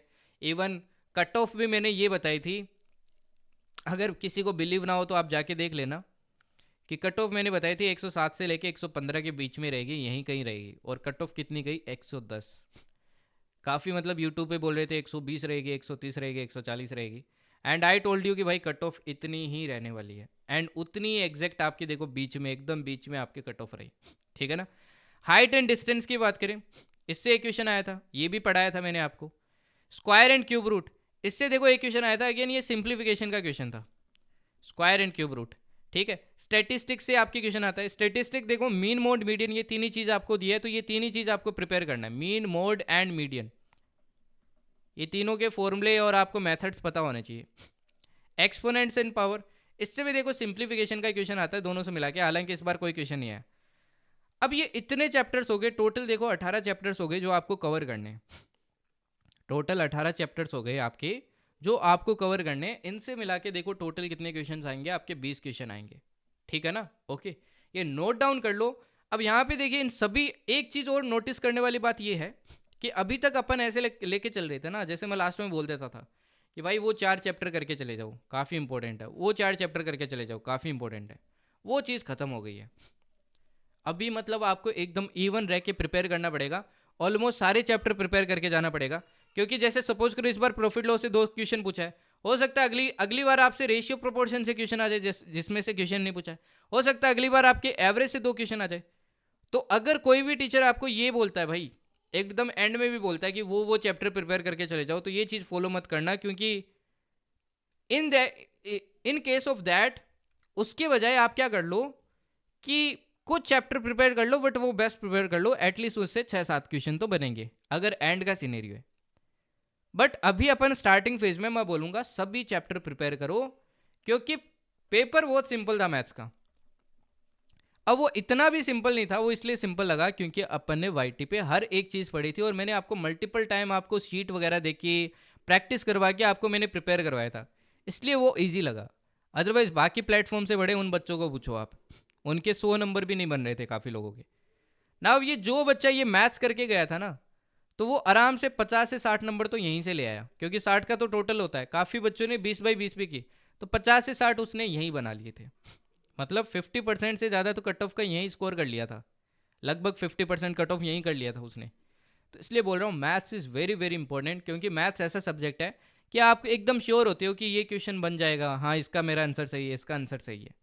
ठीक है ना, तो इसको एकदम अच्छे से प्रिपेयर करो। ये कुछ कुछ चैप्टर है ना, जैसे exponents, square root and cube root, number system, ये सारे सिंप्लीफिकेशन ही है एक्चुअली, और कुछ नहीं है। तो हर चैप्टर को इवनली प्रिपेयर करो। जैसे टीएचडी से इस बार एक ही क्वेश्चन आए, हो सकता है अगली बार 2-3 आ जाए आपके। ट्रेन से क्वेश्चन पूछ ले, बोर्ड से क्वेश्चन पूछ ले, क्योंकि ट्रेन से बहुत पूछा जाता है, हर एग्जाम पूछता है। एंड टीसीएस तो देखो पहले आपके एसएससी करवाता था, तो पूछ सकता है, हाई चांस है। तो सभी चैप्टर को इवनली प्रिपेयर करो, ये बात दिमाग में बिठा लेना फॉर मैथमेटिक्स। आई होप ये चीज़ सभी को क्लियर होगी। एंड ये नोट डाउन कर लेना कौन से चैप्टर से आपके कितने क्वेश्चन आए थे इस बार, और कौन से नहीं पूछे गए। जैसे एवरेज से नहीं आया, रेशियो प्रोपोर्शन से नहीं आया, एक्सपोनेंट पावर से नहीं आया, इस बार आ सकते हैं यहाँ से क्वेश्चन। और सभी चैप्टर आपको प्रिपेयर करने हैं, ठीक है। दूसरा देखो, मैं रीजनिंग की बात करता हूँ। रीजनिंग में देखो आपके सिलेबस में कोई चेंज नहीं हुआ है, सिलेबस में सिर्फ एक चेंज हुआ, दैट इज क्लोक। ये क्लोक भी देखो वैसे चेंज नहीं मानेंगे, क्योंकि ये पहले आपके मैथ्स में आता था, आप क्या कर दिया, सिर्फ रीजनिंग में मूव कर दिया, तो ये तो पहले से सिलेबस में था। ठीक है ना। अब जो बाकी जगह से करके गए वो क्लोक नहीं करके गए होंगे। मैंने तो प्लेटफॉर्म पे भी बोला था, इवन टेलीग्राम पे भी बोला था भाई क्लोक वगैरह करके जाना, ठीक है ना, क्योंकि रीजनिंग में पूछ लेगा। यहाँ से देखो एनालॉजी से आपके एक क्वेश्चन आया था, एनालॉजी समझते हो ना कि ये इससे ऐसे रिलेट है, तो ये बताओ इससे कैसे रिलेट होगी। एक तो इस टाइप का क्वेश्चन आया था जो कि नॉलेज बेस्ड था, ठीक है, स्पोर्ट्स से रिलेटेड था। तो ये मैंने बोला था कि ये जनरली क्वेश्चन डिफिकल्टी आता है, एंड वो क्वेश्चन हालांकि मैंने जीके में कवर करवाया था, तो वो कर सकते थे। क्यूब एंड डाइस से देखो 2 क्वेश्चन आए थे, ये दोनों क्वेश्चन आई थिंक ईजी थे भाई, कर सकते थे इजीली। अब मैं कुछ बताता हूँ इसके अंदर कहाँ से डिफिकल्टी पूछा गया, कहाँ से ईजी। तो ये देखो, ये आपके क्या था, हालांकि मैंने पढ़ाया था बट डिफिकल्ट क्वेश्चन था, बट आप कर सकते थे इसको। डॉट एनालिसिस, ये भी आपकी ईजी पूछा था, तो ये भी आप कर सकते थे। कैलेंडर का क्वेश्चन था, ये भी कंसेप्ट मैंने पढ़ाया था, तो ये मॉडरेट क्वेश्चन था, बट कर सकते थे इसको। क्लोक वाला जो क्वेश्चन था ये डिफिकल्ट क्वेश्चन था, it was a difficult question. हालांकि कंसेप्ट ये भी मैंने पढ़ाया था आपको क्लोक वाली क्लास के अंदर, जो अलग से अपन एक क्लास कर रखी है। फिगर मैट्रिक्स एंड कंप्लीशन, ये भी ठीक है। मतलब इसमें जो फिगर पूछी गई थी ना इस बार, ये मॉडरेट लेवल की थी, मॉडरेट टू डिफिकल्ट मान के चलो, मतलब अच्छी फिगर पूछी थी जिसमें बच्चे कंफ्यूज हो सकते थे। एम्बिडेट फिगर से देखो क्वेश्चन नहीं आया, पेपर कटिंग फोल्डिंग से नहीं आया, मिरर एंड वाटर इमेज से नहीं आया। मिसिंग फिगर से आपकी क्वेश्चन आया था, सीरीज वाला होता है ना, पहली फिगर ये है, दूसरी ये है, तीसरी ये है, चौथी ये, पांचवी ये, पांचवी बताइए क्या होगी। ये भी मॉडरेट लेवल का था, बट कर सकते थे इसको, ठीक है। Odd one out, odd one out का भी देखो क्वेश्चन आया था आपके एग्जाम में, ये थोड़ा डिफिकल्ट क्वेश्चन था, ठीक है ना, ये थोड़ा डिफिकल्ट क्वेश्चन था। मतलब फिगर्स दे दिए, आपको एक ऑड वन आउट बतानी थी। सिलोगिज्म से देखो क्वेश्चन नहीं आया, हर बार देखो आपके एग्जाम में दो दो क्वेश्चन आते ही आते थे, इस बार सिलोगिज्म से एक ही क्वेश्चन नहीं पूछा। बट इसका मतलब ये थोड़ी है कि अगली बार ही नहीं पूछेगा। देखो यार सराउंडिंग बहुत बड़ी है, मतलब फील्ड बहुत बड़ा है, तो कहीं से भी क्वेश्चन पूछ सकता है। ठीक है, वेन डायग्राम से देखो दो क्वेश्चन पूछ लिए। पिछली बार मैंने क्या किया था, एक मॉक के अंदर, पहला ही मॉक था, उसके अंदर क्या दे दिए थे, तीन क्वेश्चन दे दिए थे आपके, किसके, जम्बल्ड वर्ड्स के दे दिए थे। तो एक आध बच्चा था, एक ही बच्चा था शायद, वो बोलता है कि यार कुछ भी मॉक बना रहे हो, तीन क्वेश्चन डाल दिए, तीन क्वेश्चन आते ही नहीं है। मैंने उस टाइम बोला कि भाई पेपर एग्जामिनर तुम्हारे हिसाब से थोड़ी सेट करेगा, तुमसे पूछ के सेट करेगा क्या, एक बार यहाँ पे नज़र डालो। चार क्वेश्चन आए अकॉर्डिंग डिकोडिंग से, यहाँ पे नज़र डालो। दो क्वेश्चन आए ब्लड रिलेशन से। हाँ, हमेशा आपके एक दो क्वेश्चन आता है, यहाँ से भी एक दो क्वेश्चन, एक ही क्वेश्चन आता है। डिस्टेंट डायरेक्शन एक क्वेश्चन आता है हमेशा, इस बार दो पूछ लिए। वेन डायग्राम से हालांकि क्वेश्चन आते हैं, तो वो एग्जामिनर आपसे पूछ के पेपर सेट नहीं करेगा, वो अपनी मर्जी से सेट करेगा। क्यूब डाइस से तो काफ़ी बार क्वेश्चन आता ही नहीं था, एक ही क्वेश्चन आता था, इस बार दो पूछ लिए। ठीक है, अब वेन डायग्राम का जो एक क्वेश्चन था ना, ये डिफिकल्ट था, दूसरा क्वेश्चन आपके क्या था, ईजी था। एक डिफिकल्ट था, एक ईजी था, आप सोल्व कर सकते थे उसको। पैटर्न एंड पजल, ये वाला क्वेश्चन काफ़ी डिफिकल्ट था। वो सर्कल वाला आपको याद है, जिसमें आपको एक नंबर बताना था, आई थिंक बीच वाला नंबर बताना था, ऐसा कुछ था, तीन दिए थे, पैटर्न के हिसाब से एनालाइज करना था। ये काफ़ी डिफिकल्ट था, एंड ये तो मैं बोलता हूँ हर बार ही डिफिकल्ट ही आता आपके। जम्बल्ड वर्ड्स था ये, मतलब वर्ड्स तो निकाल सकते थे, बट उसके बाद में जो कंसेप्ट लगाना था, ओड वन आउट करना था, वो थोड़ा डिफिकल्ट था। तो ये भी मैं बोलूँगा थोड़ा डिफिकल्ट क्वेश्चन था। डिस्टेंस डायरेक्शन की बात करूँ, ये काफ़ी कैलकुलेटिव थे, मतलब थोड़ा सा आपको घुमा सकता था। एक क्वेश्चन तो बहुत अच्छा लेवल का था, है ना, ये तो काफ़ी अच्छा लेवल का था, गुड लेवल का क्वेश्चन था। एंड दूसरा आप सोल्व कर सकते थे, बट ठीक लेवल का था, अच्छा लेवल का था। तो डिस्टेंस डायरेक्शन से देखो दो क्वेश्चन आ गए थे। ब्लड रिलेशन से बात करूँ, देखो स्टेटमेंट बेस्ड क्वेश्चन आ रहे थे यहाँ पे, आपको तीन तीन फॉर्म में स्टेटमेंट वगैरह दी जा रही थी, है ना, तीन तीन रिलेशन पूछ लिए जा रहे थे आपसे कि तीनों में से कौन से सही है। तो इसमें दो क्वेश्चन आए थे, बट अच्छे लेवल के आए थे। मैथमेटिकल ऑपरेशन देखो, ये मैथमेटिकल ऑपरेशन पे बेस्ड आपका एक क्वेश्चन आया था। ठीक है, ये भी इजी था, मतलब कर सकते थे आपको अगर बोर्ड मास वगैरह आता है। इसके अलावा रैंकिंग से देखो एक क्वेश्चन आया था, ये कर सकते थे, ये मतलब इजी क्वेश्चन था, आप कर सकते थे। लेटर सीरीज से एक आया था, ये थोड़ा डिफिकल्ट था अगेन। कोडिंग डिकोडिंग की बात करूँ तो इसमें से देखो दो क्वेश्चन तो इजी थे, और दो क्वेश्चन आपके क्या थे, मॉडरेट से डिफिकल्ट थे। मॉडरेट टू डिफिकल्ट, मतलब ये डिफिकल्ट का मतलब ये नहीं है कि सिर्फ आपके क्वेश्चन क्या थे एकदम टफ थे, इसका मतलब ये भी है कि कुछ क्वेश्चन आपके बहुत लेंथी थे, टाइम कंज्यूमिंग थे। इसके अलावा number series, alphabet series, missing alphabet, logical order, dictionary, counting of figures, इनसे आया नहीं। कंपैरिजन से देखो एक क्वेश्चन आया था, जो मैथमेटिकल ऑपरेशन से आपकी रिलेटिव था, आपको नंबर ऐसे कंपेयर करने थे, कौन किससे बड़ा है कौन किससे छोटा है, इस टाइप के भी एग्जाम में क्वेश्चन आए थे। तो रीजनिंग में देखो, आप अगर एक चीज़ नोटिस करो तो आपकी सिलेबस चेंज नहीं हुआ है, सिलेबस अभी भी वही है। कोई आपको बोले कि सिलेबस चेंज हो गया तो मत विश्वास करना, सिलेबस चेंज नहीं हुआ है भाई, सिलेबस सेम है, सिर्फ क्लोक इंक्लूड हुआ है। बट हाँ, आपकी लेंथीनेस बढ़ा दी है क्वेश्चन की, वो चीज़ आपको मेरे बैच में भी इस बार देखने को मिलेगी। लेंथीनेस बढ़ा दी है, और इवन मॉक के अंदर भी आपको देखने को मिलेगी। ठीक है ना, इवन अगर वाई टी पे भी कुछ कंटेंट वगैरह प्रोवाइड करूंगा तो उसमें भी आपको देखने को मिलेगी, चाहे वन शॉट हो चाहे क्लासेस हो। ठीक है, तो लेंथ ही काफ़ी बना दिया, एंड कुछ कुछ क्वेश्चन को आपके डिफिकल्ट रखा है। तो अभी ऐसा सीन हो गया कि 25 क्वेश्चन है ना भाई, इन 25 क्वेश्चन से मान के चलो 10 से आपके 13 क्वेश्चन तो इजी होंगे, जो आप सोल्व कर सकते हैं, हर कोई बच्चा सोल्व कर सकता है लगभग। ठीक है, आपके 5 से 7 ऐसे क्वेश्चन होंगे जो आपके क्या होंगे, लेंथी होंगे, बट सोल्व कर सकते हैं, सोल्वेबल है। और बाकी के जो आपके 5 क्वेश्चन बचेंगे, ये आपके डिफिकल्ट क्वेश्चन होंगे, इनमें आप फंस सकते हो। मतलब अभी जो आप टारगेट पहले रखते थे ना कि 25 में से 25 करके आएंगे, ये करके आएंगे, वो करके आएंगे, मैं भी बोलता था, मेरी क्लास देख के जाओ, 25 में से 25 करके आओगे। अब नहीं बोलता हूँ, ठीक है, वो तो मेरे पेपर आया था उस दिन ही बोल दिया था आपको। ओके, अब आगे वाली जो मैं रीजनिंग की क्लास लेके आऊँगा उसमें भी नहीं बोलूँगा, बिकॉज द थिंग इज़ कि प्रैक्टिस चाहिए भाई। हाँ, अगर आप मेरे बैच का पार्ट हो तो मैं डेफिनेटली बोलूँगा कि भाई आप 22-23 24 आराम से करके आओगे, 22-23 या 24 इनमें से क्वेश्चन तो करके आओगे, क्योंकि मैं उतना ही आपको प्रैक्टिस वगैरह वहाँ पे करवा दूंगा, इतना ही आपको मटेरियल दे दूंगा। बट अभी मैं ये नहीं बोलूँगा आपके कि 25 में से 25, और आपको ये टारगेट भी नहीं रखना चाहिए, आपका अभी सेफ टारगेट होना चाहिए कि मैं 20 करके आऊँ एटलीस्ट यहाँ पे ना। उसी एक और इंपॉर्टेंट चीज़ बताता हूँ, यूट्यूब पे काफ़ी जगह आपको बोलेंगे 200 प्लस करके आओ, 200 प्लस करके आओ, ठीक है ना। ओके, सी मैंने ना हर बार जितनी बार एफकेट दिया आपके 200 प्लस स्कोर किया है, ठीक है, जितनी बार भी मैंने अभी तक एफकेट दिया है। एंड मैंने हर टाइप का पेपर देखा है। इस बार भी मैंने इस बार तो पेपर रिलीज ही हो गया था, पिछली बार का भी देखा, हर बार का पेपर देखा मैंने, और मैंने खुद अटैम्प्ट भी किया है। ठीक है, तो मेरे को पता है कैसा पेपर आता है, कैसा पेपर नहीं आता है। मैं आपको एकदम लिख के ये चीज़ दे सकता हूँ कि पहले जो पेपर आता था, मतलब ये जो 2023 तक और 24 तक आपके पेपर आता था, 24 से चीज़ें चेंजेस स्टार्ट हुई, 24 25 और 26 में पूरी चेंज हो गई। और अभी जो पेपर आता है यार, ज़मीन आसमान का फ़र्क है। एक चीज़ सोच के देखो, अगर कोई आपको बोल रहा है 200 प्लस करो, 200 प्लस करो, यार ये चीज़ ना, अब ऐसे समझ लो कि कोई 200 प्लस कर रहा है ना, वो मोस्ट प्रोबेबली आपके टॉपर की लिस्ट में होगा। फिर अगर उसने एएफएस भी क्लियर कर लिया तो हो सकता है वो एयर वन भी सिक्योर कर ले। अब 200 प्लस ये न्यू नॉर्मल नहीं रहा है, ठीक है ना, ये काफ़ी मतलब ऐसे समझ लो कि हाइपोथेटिकल जैसी चीज़ बन गई। इसको अचीव करने के लिए आपको बहुत अच्छे से लगन से पढ़ाई करनी पड़ेगी, अदरवाइज अचीव नहीं कर सकते हैं, ठीक है ना। ओके, अब एक दो बच्चे ने मेरे को ये भी बोला था कि सर इस प्लेटफॉर्म पे ये आपकी वोटिंग हुई थी, इसमें इतने बच्चे 200 प्लस स्कोर कर रहे हैं। एक बात बताओ, बोले कि सर आप तो बोल रहे हो कि 110 ही जाएगी, इस हिसाब से तो कट ऑफ 130-40 जानी चाहिए। तो मैंने कहा भाई, सभी को लगता है कि मेरे इतने नंबर है, और काफ़ी सारे उसमें फेक होते हैं, एंड वही निकला, कट ऑफ वहीं पे रही 110। वो जो 200 प्लस वाले जो आप नंबर देख रहे थे ना, इतने बच्चों ने स्कोर किया है, वो सारे के सारे फेक थे, ठीक है ना। इतने नंबर नहीं थे, वो काफ़ी कम नंबर है 200 प्लस वाले। इवन मेरे पास देखो अभी टोटल 500 प्लस रिजल्ट्स आए थे क्लियर के, ठीक है। मैं एकदम ट्रुथ के साथ बताता हूँ, सिर्फ उसमें से 4 से 5 बच्चों के सिर्फ 200 प्लस थे, सिर्फ इतने ही बच्चों के। और वो भी नहीं 200 प्लस में बहुत बड़ा मार्जिन था।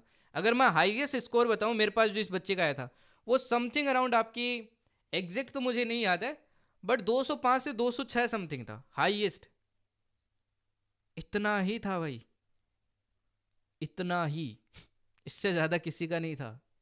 मतलब इतने बच्चों के आए। अब मान लो कोई अगर आपको बोलता है कि हमारे यहाँ से 1500 क्लियर किए हैं, 2000 किए हैं, या फिर 3000, अगर कोई बोलता है कि हमारी पूरी लिस्ट ही हमारे सारे बच्चे हमारे थे, तो अगर मान लो 10,000 बच्चे भी क्लियर कर रहे हैं ना भाई, 10,000 क्लियर कर रहे हैं, तो आई डोंट थिंक कि 50 से ज़्यादा होंगे उसके अंदर, ठीक है। तो ये 200 प्लस वाला ना एक दिमाग से निकालो आइडिया, ये 200 प्लस नहीं होगा भाई। अभी कट ऑफ पे भी थोड़ा फोकस करो। पहले देखो कट ऑफ कितना जाता था, 160 जाता था, आज के टाइम पे 110 ही जा रहा है। क्यों जा रहा है? ये पेपर डिफिकल्ट हो गया इसलिए जा रहा है, बच्चे ज़्यादा स्कोर कर ही नहीं पा रहे हैं, समझ गए ना। ये पेपर डिफिकल्ट हुआ है इसलिए ये कम गया है। ऐसा नहीं है कि आपके आ, बच्चे पढ़ नहीं रहे, पढ़ तो रहे हैं भाई, बट पेपर ही डिफिकल्ट आ रहा है अभी। तो ये 200 प्लस वाला माइंड से निकाल दो, ठीक है। तो ये रीजनिंग में देखो, इन सब टॉपिक पे आपको फोकस करना है, ओके।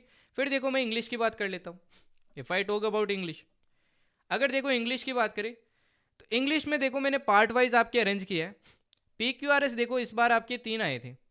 इस बार PQRS में थोड़ा चेंजेस देखने को मिला। पहले क्या होता था, डायरेक्ट PQRS आता था, ऐसे 4 सेंटेंसेस लिख दिया आपको और बोलता था कि चारों को अरेंज करो। अभी ये नहीं कर रहा है।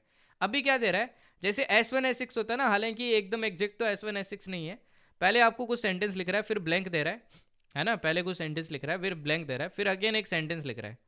अब आपको बोल रहा है इसके बीच में चारों बताइए क्या होगी। ये मतलब S1 S6 से भी ईजी है। कैसे ईजी है? क्योंकि आप कैच कर पाते हो पहले सेंटेंस के अकॉर्डिंग कि पहले से स्टार्ट कैसा हो रहा है। तो वोट आई थिंक कि ये तो ईजी है भाई, अभी भी ईजी है। ये 3 क्वेश्चन आप इजीली कर सकते हो। पैसेज के 3 क्वेश्चन आए थे, इसमें एक क्वेश्चन डिफिकल्ट था, 2 क्वेश्चन काफ़ी ईजी थे। जो फर्स्ट क्वेश्चन था आपके रीजनिंग एंड अजर्शन वाला, वो बढ़िया क्वेश्चन था। बाकी 2 ईजी थे, आप इजीली सोल्व कर सकते थे। पैसेज देखो अभी भी पूछा जा रहा है, ये पहले भी पूछा जा रहा था, कोई चेंज नहीं है।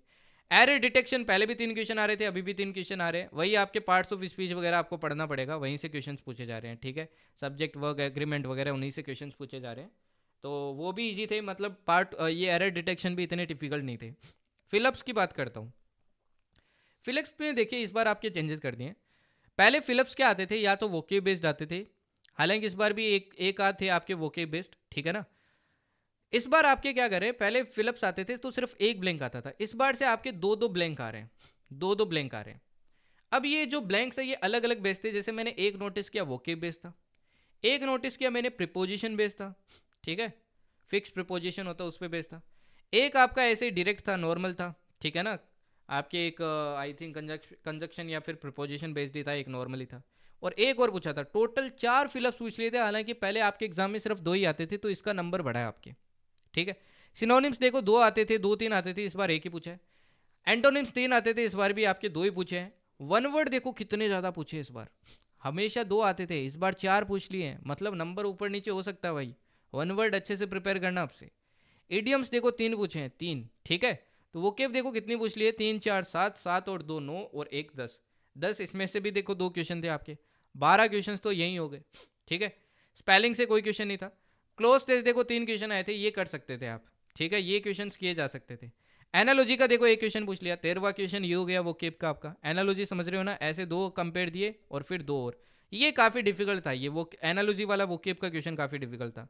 होमोनिम्स का देखो एक क्वेश्चन पूछा, बट अगेन फिलअप टाइप में पूछा, और 3 होमोनिम्स को कंपेयर करने के लिए दिया आपको, ठीक है ना। तो होमोनिम्स भी देखो एग्जाम में पूछने लगे। And at the end transformation of sentence, इससे 2 क्वेश्चन आने लगे हैं। तो ये सारी चीज़ें आपकी क्या की जा रही है, एग्जाम में पूछी जा रही है। अभी देखिए आपका फोकस कहाँ कहाँ होना चाहिए, PQRS पे होना चाहिए, ये 3 क्वेश्चन आपको करने चाहिए। पैसेज वाले 3 क्वेश्चन करने चाहिए। एरर डिटेक्शन पे आपका फोकस होना चाहिए, ठीक है। इसके अलावा देखो आपका क्लोज टेस्ट पे फोकस होना चाहिए, 3 क्वेश्चन। आपका ट्रांसफॉर्मेशन ऑफ सेंटेंसेस तो कितने हो जाते हैं, देखो 3 और 2 5, 5 और 6 कितने हो जाते हैं, 11, 11 और 3 कितने हो जाते हैं आपके, 11 और 3 हो जाते हैं आपके 14, 14, और वन वर्ड पे भी फोकस करो, ठीक है ना। तो ये जो मेन टॉपिक्स हैं इन पे ज़्यादा फोकस करना चाहिए, क्योंकि फिलअप्स तो ऐसी चीज़ है कि वो तो पढ़ने पे ही आपको समझ में आ जाएगा, सेंटेंस के अकॉर्डिंग आप डिकोड कर सकते हो।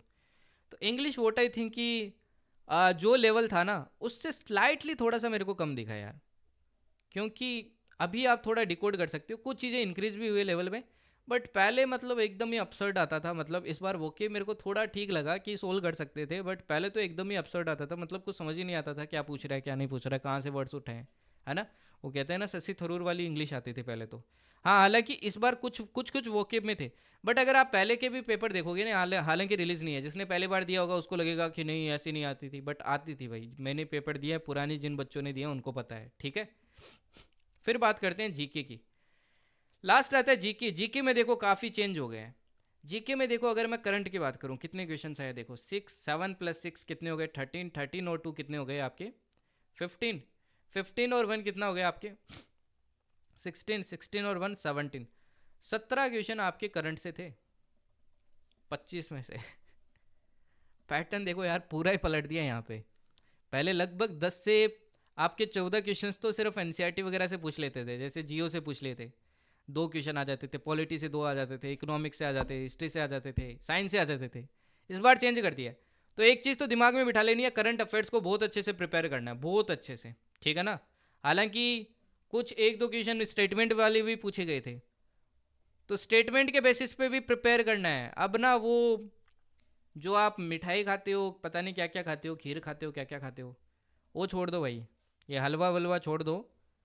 जो स्टेटमेंट में पढ़ाता हूँ ना, मैं जैसे पढ़ाता हूँ वैसे पढ़ना स्टार्ट कर दूँ। मैं तो हालांकि पहले भी स्टेटमेंट में ही पढ़ाता था। मेरा कोई क्वेश्चन आया है ना जीके के अंदर, तो वो छपके ही आया एकदम एग्जैक्ट, लाइन्स भी छपके आई है, ठीक है। अगर डिफेंस में जितने क्वेश्चन आए हैं सारे छपके आए हैं। एक वो नहीं आया था समुद्र, वो जो समुद्र ज्ञान था, क्या था जो भी था आपके, वो आईसी इंडियन कोस्ट गार्ड वाला, वो जनवरी के करंट अफेयर्स थी, मैंने कवर नहीं की थी। हालांकि बाद में भी करवाया, तो वो मैंने एकदम स्टेटमेंट के बेसिस पे करवाया, क्योंकि मैं डायरेक्ट डेटा उठाता हूँ और उसके बेसिस पे पढ़ाता हूँ, ताकि आपका नॉलेज एकदम क्लियर रहे। तो ये जो एक एक वर्ड वर्ड वाले करते हो ना, इसको करना आप छोड़ दो, ठीक है। स्टेटमेंट में भी क्वेश्चन आने लगे हैं, डायरेक्ट भी पूछता है बट स्टेटमेंट में भी पूछता है। डिफेंस में अभी भी देखो पकड़ बना के रखो, 6 क्वेश्चन आए थे इस बार भी। 6 क्वेश्चन बहुत बड़ा नंबर होता है, ये बहुत इंपॉर्टेंट है। 2 देखो अवार्ड्स एंड ऑनर से आए थे आपके, है ना, अवार्ड्स एंड रैंक से। एक आपके देखो स्पोर्ट्स से आया था, स्टैटिक था ये तो, ठीक है। एक देखो डेज एंड थीम से आया था, एक डांस से आया था जो कि अगेन स्टैटिक था। 2 देखो वर्ल्ड ज्योग्राफी से पूछे थे आपके, वर्ल्ड ज्योग्राफी मतलब फिजिकल ज्योग्राफी वगैरह से पूछे गए थे। हालांकि ये कुछ मैंने इंपॉर्टेंट टॉपिक लिखे हैं, बट इन्होंने एकदम अलग पूछा था। एक तो आई थिंक आपके जो ओशियन ओशियनोग्राफी है उससे रिलेटेड था, ओशियन की सरफेस वगैरह के बारे में पढ़ते हैं अपन, वहाँ से पूछा गया था। एक और था, ठीक है ना, एक हाँ लेटीट्यूड वगैरह से पूछा गया था आपके। ओके, इंडियन ज्योग्राफी से कोई क्वेश्चन नहीं आया था। हालांकि अभी भी आपको पढ़ना है, इस बार हो सकता है इंडियन ज्योग्राफी से पूछ ले दोनों क्वेश्चन, ये सारे टॉपिक इंपॉर्टेंट है। पॉलिटी से देखो हमेशा 2 क्वेश्चन आते थे, सिर्फ इस बार एक ही पूछा, ठीक है। वो भी आपके कहाँ से पूछा, वो पूछा अमेंडमेंट वगैरह से, स्टेटमेंट बेस्ड था। इकोनॉमिक्स की बात करूँ तो एक क्वेश्चन आया था, अगेन फंड से रिलेटेड था कुछ, है ना, सीडबी वगैरह से रिलेटेड था, एमएसएमई वगैरह से, बट ये कुछ इंपॉर्टेंट टॉपिक्स है जो आपको करने हैं। ये भी मैंने बैच में करवाया था फंड वाला आपको। हिस्ट्री से देखो, हिस्ट्री से बहुत ही अपसेट क्वेश्चन आया था। एक तो अच्छा क्वेश्चन था, मॉडर्न हिस्ट्री से आया था, जो मैंने वन शॉट में आपको मॉडर्न हिस्ट्री में करवा रखा था। दूसरा जो क्वेश्चन था ये वर्ल्ड हिस्ट्री से पूछा था। यार देखो, ऐसी चीज़ें कवर नहीं करनी है आपको। एफकेट के लिए जा रहे हो तो ऐसी चीज़ों में दिमाग नहीं लगाना है। ये वर्ल्ड हिस्ट्री हो गया, मेडिवल हिस्ट्री हो गया, एंशियंट करना चाहो तो टाइम है तो कर लो, अदरवाइज इसको भी लीव कर दो। मैं तो ये बोलता हूँ, क्योंकि जो बल्क वाले टॉपिक्स हो उन पे फोकस करो। साइंस में देखो एक क्वेश्चन आया था आपके लेरिंग्स वाला, ठीक है, मतलब बायोलॉजी से आया था। तो यहाँ पे देखो इनसे काफ़ी कम पूछ रहा है, यहाँ से बहुत पूछने लगा है, तो फोकस हट चुका है जीके का भी। आई होप पैटर्न आपको समझ में आ गया होगा। ना देखिए प्रिपेयर कैसे करना है और क्या बुक्स फॉलो करनी है। सी, एक होती है पढ़ते जाओ, पूरा सिलेबस कवर करो, A to Z कवर करो। पहली बात तो आप कोई CSC देने नहीं जा रहे हो, ये दिमाग में बात बिठा लो, ठीक है ना। आप देने जा रहे हो क्या, एफकेट एग्ज़ाम, ठीक है, एफकेट एग्ज़ाम जा रहे हो देने। अब एफकेट एग्ज़ाम देने जा रहे हो, पहले मैं नीचे वाली चीज़ पे आऊँगा। इस बार अपना कट ऑफ कितना रहा, 110 नंबर। अच्छा, टोटल पेपर कितने का है, 130 नंबर का, सॉरी 130 नहीं, 300 नंबर का, 300 नंबर का पेपर है। सबसे पहले एक टारगेट स्कोर सेट करो। अपना टारगेट स्कोर है एटलीस्ट अपने को क्या करना है, 150 प्लस करना है। ये टारगेट स्कोर लेके चलो अभी से, ठीक है। अपने को मतलब 50% करना है, 50% एकदम एक्यूरेट करना है। 100 क्वेश्चन है, 100 क्वेश्चन है एफकेट के अंदर, और आपको करना है 150 करना है। तो मतलब कितने क्वेश्चन एकदम एग्जैक्ट करेक्ट होने चाहिए, 50 होने चाहिए ना। देखो थोड़ी स्ट्रेटेजी अपन डिकोड करते हैं। अपने को अभी भी वो कोर सब्जेक्ट क्या रखने हैं, एक तो मैथ्स रखना है, एक रीजनिंग रखना है अब भी, क्योंकि पेपर यही क्लियर करवाएगा। हालांकि पढ़ने बाकी सब्जेक्ट भी है, पेपर इन्हीं से क्लियर होगा। देखो मेरा सीक्रेट यही है भाई, इवन चाहे बैच में ज्वाइन करो, चाहे कैसे भी पढ़ो, चाहे वाईटी से पढ़ रहे हो, ये 2 सब्जेक्ट मैं प्रिपेयर करवाता हूँ आपको अच्छे से। इवन वाईटी पे भी मैं मैथ्स आपको पूरा पढ़ाता हूँ, ठीक है ना। मैथ्स में देखो यार 20 क्वेश्चन आएंगे, 60 नंबर। मैं नहीं कह रहा आप 60 नंबर लेके आओ, बट एट लिस्ट आप यहाँ पे 45 से 50 नंबर तो लेके आओ, एट लिस्ट, कम से कम। और इस बार का जैसा पेपर आया था उस हिसाब से इतना आना चाहिए। एक और चीज़ मैं बोल देता हूँ, इस बार हो सकता है मैथ्स थोड़ा अच्छा लेवल का है आपका, हो सकता है, तो मैथ्स को और ज़्यादा प्रिपेयर करना, ठीक है ना। मतलब जैसे 20 क्वेश्चन है, हो सकता है 5 क्वेश्चन आपके काफ़ी डिफिकल्ट आ जाए, काफ़ी डिफिकल्ट, तो मैथ्स को अच्छे लेवल से करना। तो ये मेरी एक प्रेडिक्शन है। क्या है प्रेडिक्शन, कि मैथ्स इस बार क्या आएगा, अच्छा आएगा। रीजनिंग थोड़ा स्लाइटली हो सकता है, स्लाइटली लो आ जाए, स्लाइटली, ये अगेन प्रेडिक्शन है, बट अपने को अभी के पैटर्न के हिसाब से करना है। अपने को तो सारा अच्छे से प्रिपेयर करना है ना। उसी अपन रीजनिंग की प्रिपरेशन में कभी नहीं कर सकते, बट मैथ्स की प्रिपरेशन अपग्रेडेशन करनी है अपने को, तो पॉजिटिव पॉइंट के साइड रहना है, ठीक है। रीजनिंग में देखो आपके टोटल 25 क्वेश्चन है, मतलब 75 मार्क्स। यहाँ पे मैंने बताया आपके, अभी मैंने दिखाया कि लगभग 13 क्वेश्चन तो आपके क्या होते हैं, ईजी होते हैं, ठीक है। और 5-6 क्वेश्चन आपके क्या होते हैं भाई, वो थोड़े डिफिकल्ट होते हैं, बट कर सकते हैं। लगभग 20 क्वेश्चन, तो आपका टारगेट 18 से 20 क्वेश्चन होना चाहिए यहाँ पे, ठीक है। तो यहाँ पे भी आपका टारगेट होना चाहिए कि मैं 50 से 60 नंबर तो लेके आऊँ 75 में से। तो ये टारगेट तो एटलीस्ट होना ही चाहिए, ठीक है ना। अब ये 2 सब्जेक्ट से देखो आपका टोटल स्कोर लगभग कितना बन जाएगा, लगभग बन जाएगा आपके 100 के अराउंड। 100 के अराउंड तो आपका यहीं पे स्कोर बन जाना चाहिए। फिर जो तीसरा सब्जेक्ट आपको फॉलो करना है दैट इज इंग्लिश, क्योंकि इंग्लिश के क्वेश्चंस काफ़ी है। इसका तो साथ में प्रिपरेशन चलना चाहिए 30 क्वेश्चन के लिए। इस पे ना पहले आप रीडिंग पोर्शन पे फोकस करो, वोकेब पे बाद में करो, रीडिंग पे ज़्यादा करो, ठीक है ना। रीडिंग पे ज़्यादा करो।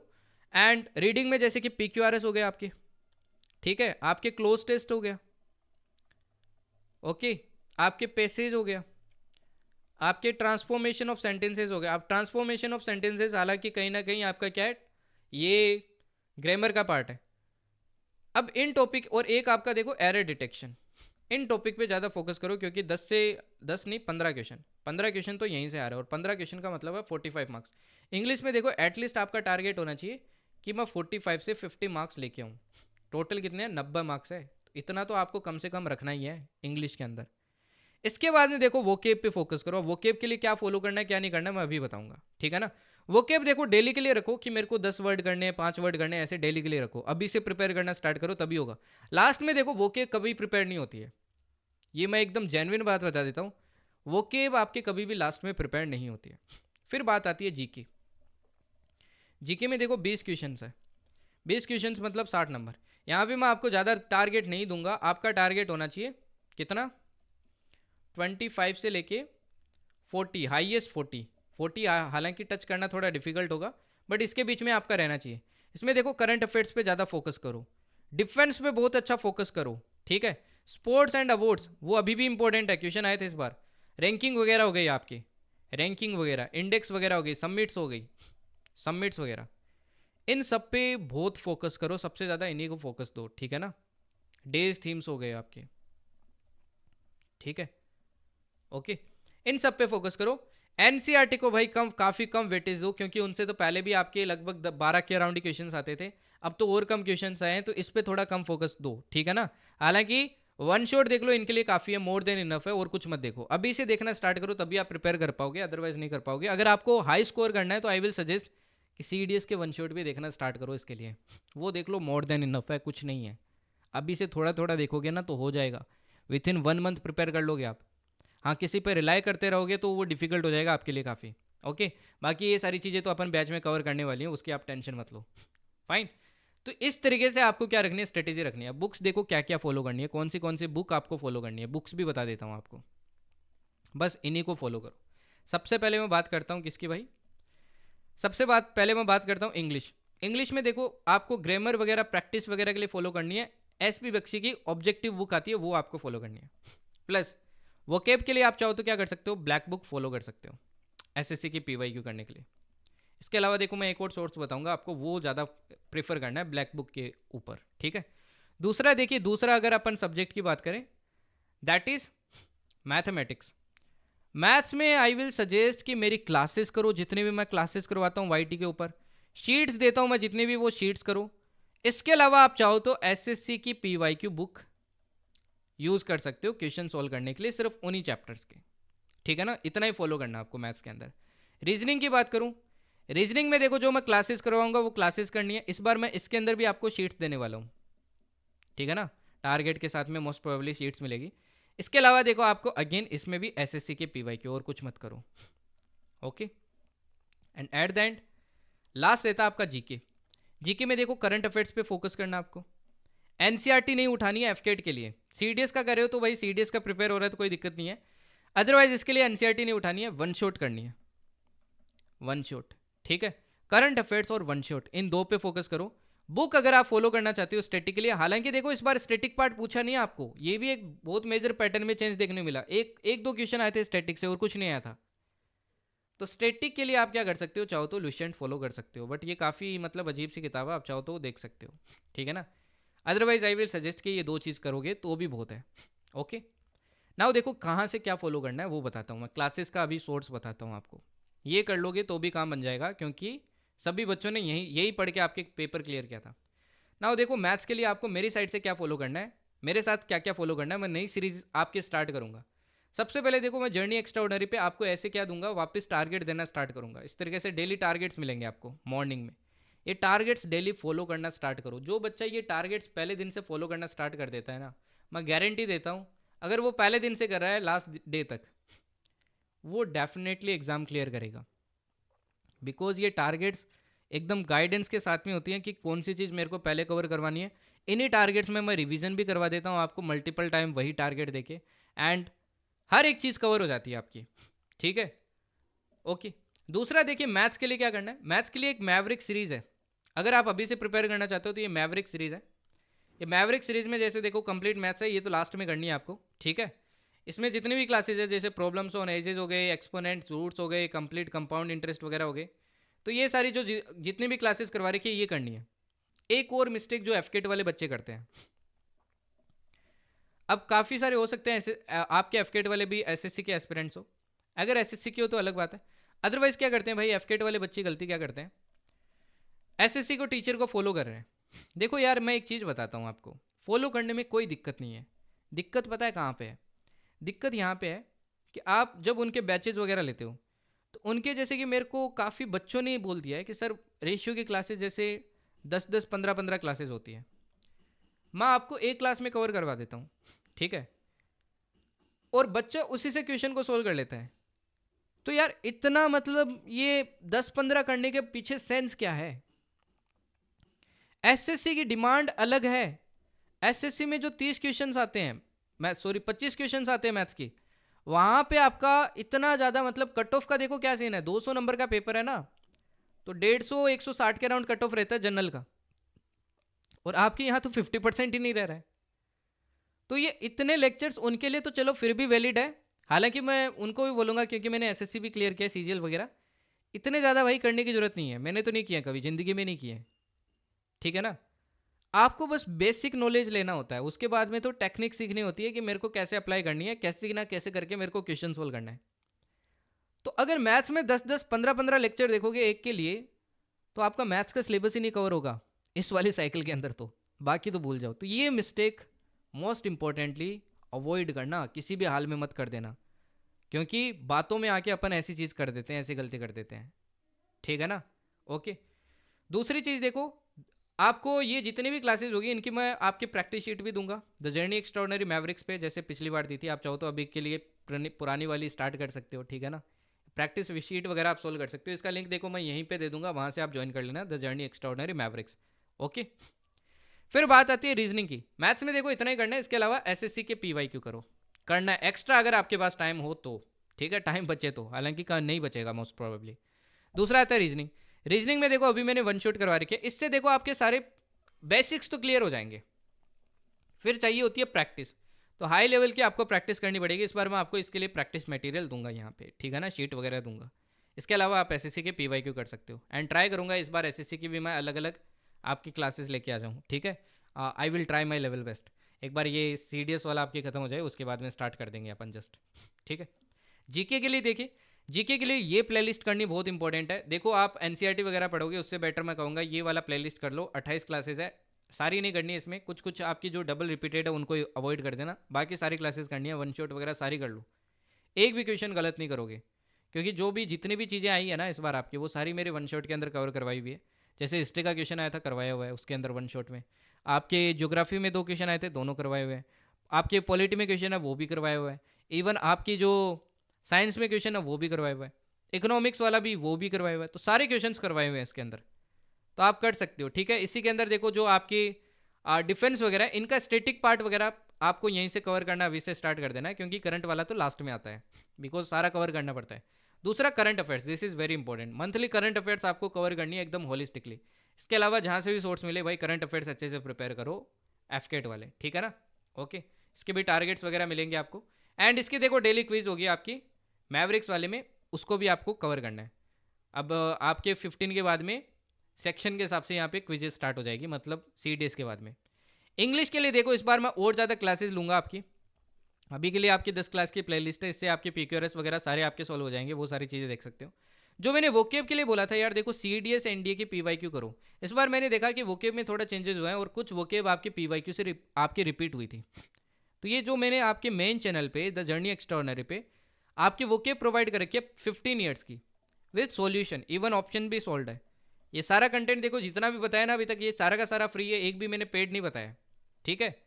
ये फॉलो कर लो भाई, इनसे भी आपका काम बन जाएगा। इसके अलावा ब्लैक बुक आप फॉलो कर सकते हो, ठीक है ना। अब इसके अलावा देखिए मॉक्स की बात करते हैं। मॉक भी देने देखो मैंने आपको एकदम फ्री दे रखे हैं, ये भी फ्री ऑफ कॉस्ट है भाई। हर एक चीज़ दे रखी है आपको फ्री ऑफ कॉस्ट, बस पढ़ने वाला होना चाहिए, ठीक है। आपको क्या करना है, जर्नी एक्स्ट्राऑर्डिनरी एप्लीकेशन पे जाना है, फ्री कोर्सेज में जाना है। यहाँ पे देखो आपके एफकेट 1 2026 के, इस बार भी एफकेट में मैं आपको मॉक्स वगैरह दूंगा। ये सारे आपके एग्जैक्ट पैटर्न पे बेस्ड है, तो अभी के लिए आप पुराने चाहो तो ट्राई कर सकते हो, ठीक है। एंड मॉक से देखो आपको काफ़ी सारी चीज़ें सीखनी चाहिए। ऐसा ही नहीं सिर्फ सीखना चाहिए कि मेरा स्कोर कितना बन रहा है, स्कोर तो देखो देखना ही देखना होता है। इसके अलावा सीखो कि मेरे को अटेम्प्ट कैसा करना चाहिए, है ना, मेरा ऑर्डर क्या होना चाहिए, what should be my order, किस वे में मेरे को फॉलो करना चाहिए, क्या मेरी मिस्टेक्स हो रही चाहिए, क्या मेरी मिस्टेक्स हो रही है। एनालिसिस बहुत इंपॉर्टेंट है, मैं कौन से सेक्शन में कितने गलत कर रहा हूँ, कितने सही कर रहा हूँ, उसको फिर वापस प्रिपेयर करूँ, फिर वापस मॉक दूँ। तो ये सारी चीज़ें करने की ज़रूरत है। तो हर एक चीज़ देखो यार मैं आपको प्रोवाइड कर रहा हूँ फ्रॉम ए टू जेड, बस प्रिपेयर करने की ज़रूरत है। अब न्यू थिंग्स की बात करूँ तो देखो मैं नई चीज़ें आपकी स्टार्ट करूँगा, ऑब्वियस सी बात है। एक बार देखो आपका अभी सीडीएस है, जैसे ये सीडीएस आपका 12 को देखो खत्म हो जाएगा, इसके बाद में अपन कंप्लीट वापस एफकेट पे शिफ्ट कर देंगे फोकस। तो अपन वाईटी पे वापस क्लासेस एफकेट के स्टार्ट कर देंगे, ठीक है। तो अपन मैथ्स करेंगे वापस, क्लासेस करेंगे अच्छे से, ओके, अपडेटेड क्वेश्चन से करेंगे, आपके रीजनिंग करेंगे, ओके, इंग्लिश के भी बीच बीच में क्लासेस करेंगे अपन। एंड वन शॉट मैंने देखो अभी करवा दिया है, इसके बाद में अपन जो स्टैटिक का कोई पार्ट होता है, इस बार मैं स्टैटिक की एक नई सीरीज़ करवा दूंगा आपको मोस्ट प्रोबेबली। तो स्टैटिक की मैं सोच रहा हूँ इस बार आपकी एक सीरीज़ करवाता हूँ, ठीक है ना। तो ये सारी चीज़ें अपन वापस करेंगे, ये नई चीज़ें अपन नए सिरे से करेंगे, ठीक है।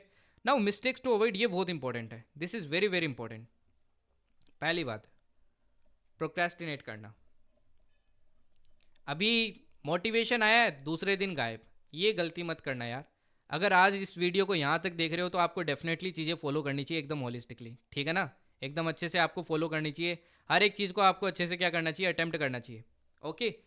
सेकेंड चीज़, मल्टीपल स्ट्रेटेजी के पीछे भागना। एक स्ट्रेटेजी वीडियो देखी, नहीं मेरे को तो कोई शॉर्टकट चाहिए, ये गलती मत करो यार। मल्टीपल स्ट्रेटेजी नहीं, सिर्फ एक स्ट्रेटेजी चाहिए, अपनी स्ट्रेटेजी बनाओ बट एक स्ट्रेटेजी फॉलो करो। माइंड मैंने देखो आपका एकदम क्लियर कर दिया है क्या आपके एग्जाम में पूछा जा रहा है, क्या नहीं पूछा जा रहा है। पढ़ना तो आपको ही पड़ेगा, हर एक चीज़ आपको कंटेंट प्रोवाइड किया जा रहा है, ठीक है ना।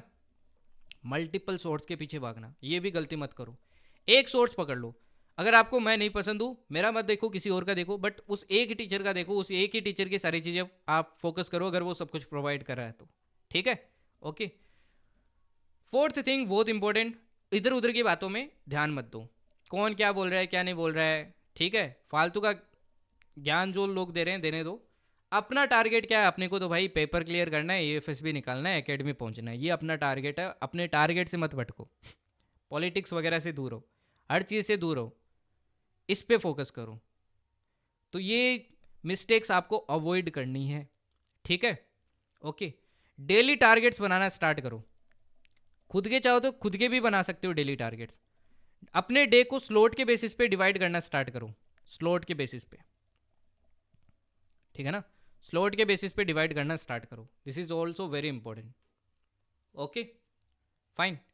एंड अपने लिए यार वापस पढ़ाई स्टार्ट करो, जिन बच्चों का इस बार क्लियर नहीं हुआ ना, वो फिर से यार पढ़ाई स्टार्ट करो, ठीक है।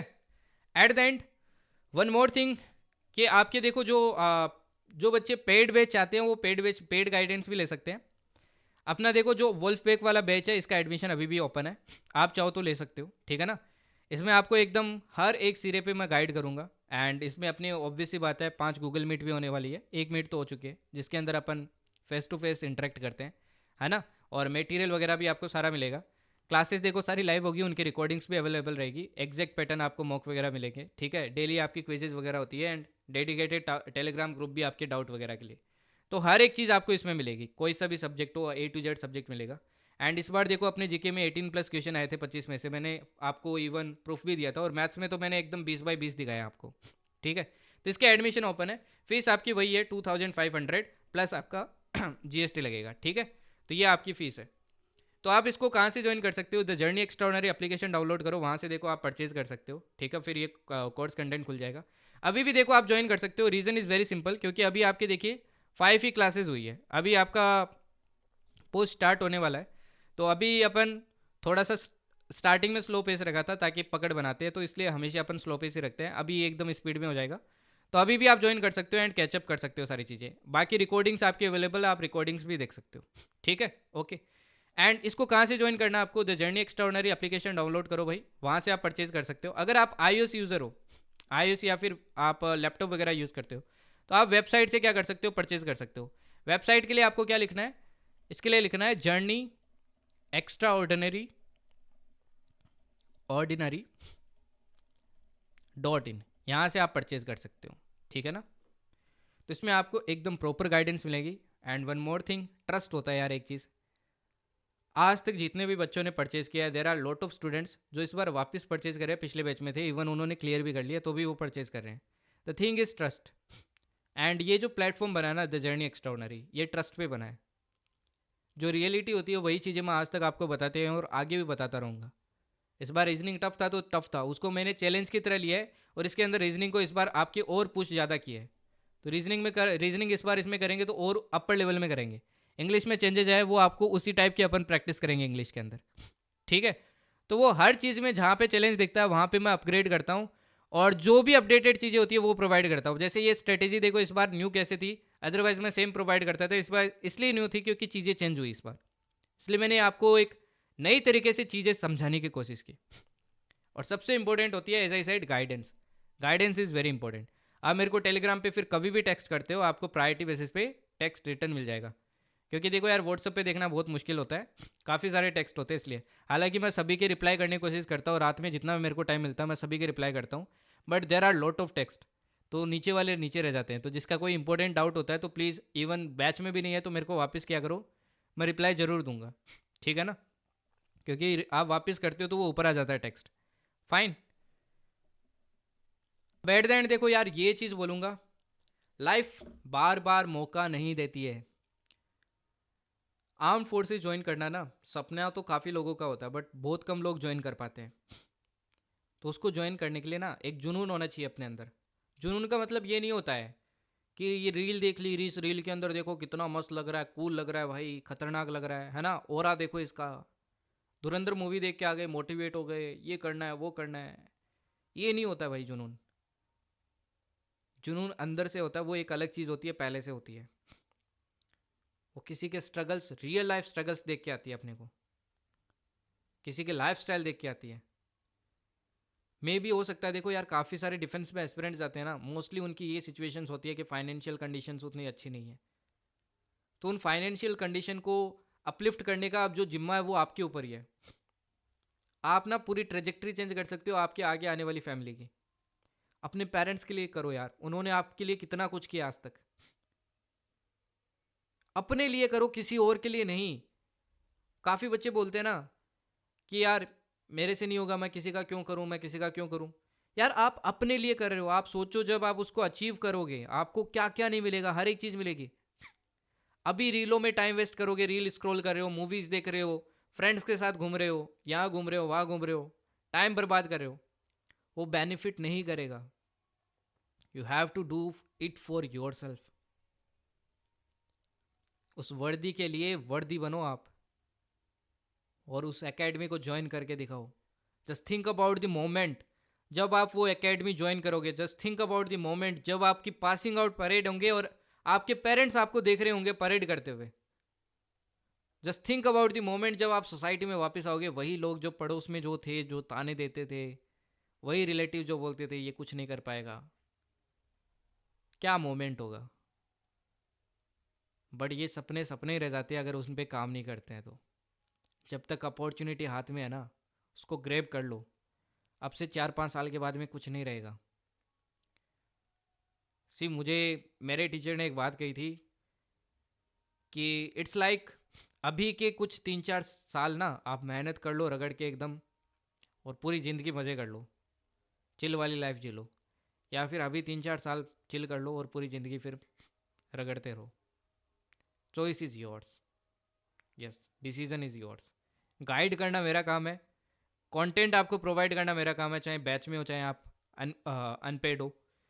हर जगह मैं आपको कंटेंट प्रोवाइड कर रहा हूँ। द थिंग इज़ कि आपको पढ़ना पड़ेगा अपने लिए। अगर ये देखो अभी 1 घंटे के ऊपर स्ट्रेटेजी वीडियो चली गई है, मेरा टारगेट नहीं था इतना ऊपर जाए, बट मैंने हर एक माइन्यूटली चीज़ एक्सप्लेन की है। अगर आप अभी तक देख रहे हो ना, you are literally serious about that.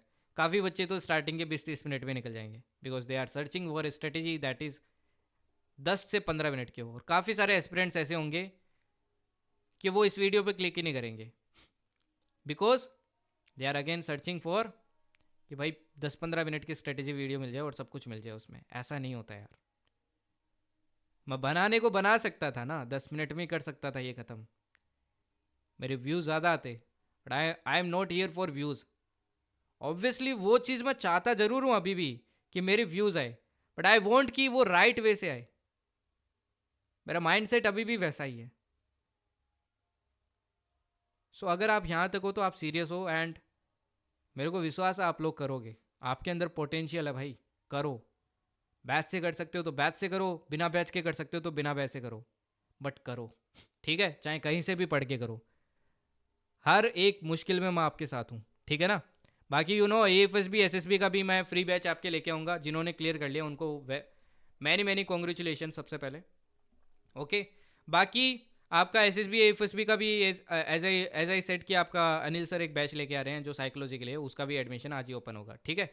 Rest इस जर्नी को ज्वाइन करने के लिए देखो मैं कमेंट सेक्शन में आपके एक लिंक पिन करूंगा जर्नी एक्स्ट्राऑर्डिनरी को, उससे ज्वाइन कर लेना। यहीं पे टारगेट्स वगैरह आगे की अपडेट्स मिलेगी आपको सारी की सारी, ठीक है। बाकी वुल्फ पे के आपके बैच अभी भी एडमिशन्स ओपन है।